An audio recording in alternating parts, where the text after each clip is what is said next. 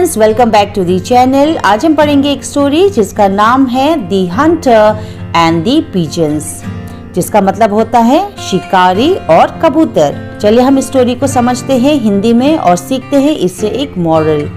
One day a hunter sets a net to catch birds and placed grains and rice over the net। यानी एक दिन एक शिकारी पक्षियों को पकड़ने के लिए जाल बिछाता है और जाल के ऊपर अनाज और चावल रख देता है। ग्रेन यानी अनाज और राइस यानी चावल। After some time, a flock of pigeons comes by। कुछ देर बाद कबूतरों का एक झुंड आता है and starts eating grains and get caught in the net।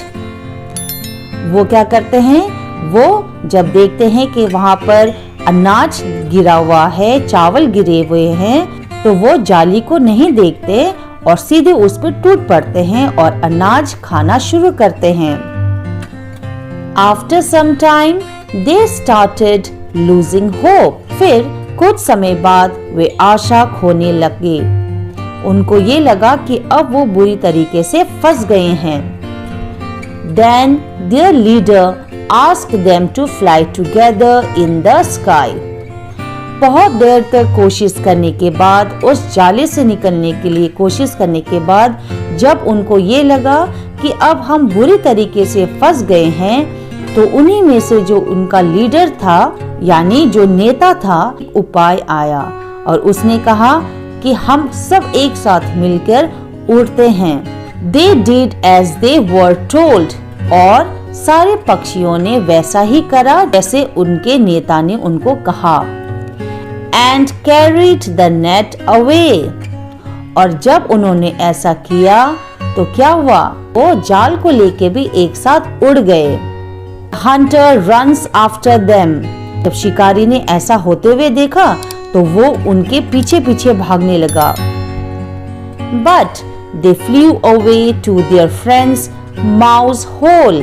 लेकिन वे उड़कर अपने मित्र के चूहेदानी में चले जाते हैं। ठीक है, तो वो सब एक साथ इकट्ठा उड़ के कहाँ जाते हैं, वो अपने मित्र के पास जाते हैं। जो उनका मित्र कौन है, एक चूहा है। और चूहा कहाँ रहता है, चूहेदानी में। तो वो सारी चिड़िया एक साथ उड़कर उस चूहेदानी के पास चले जाते हैं। Then the mouse cuts the net and freed the pigeons।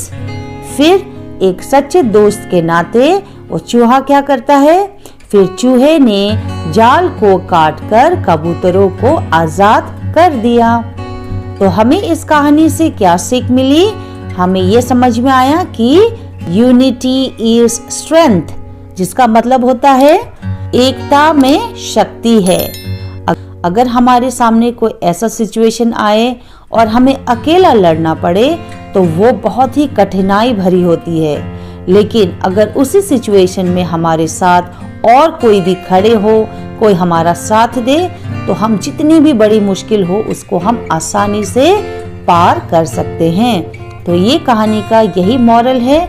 I hope आपको स्टोरी समझ में आया होगा, समझ के साथ साथ आपको पसंद भी आया होगा। तो ऐसे ही शॉर्ट स्टोरी को या इंग्लिश स्टोरी को हिंदी में समझने के लिए इस चैनल को जरूर सब्सक्राइब कर देना। Thank you so much for watching.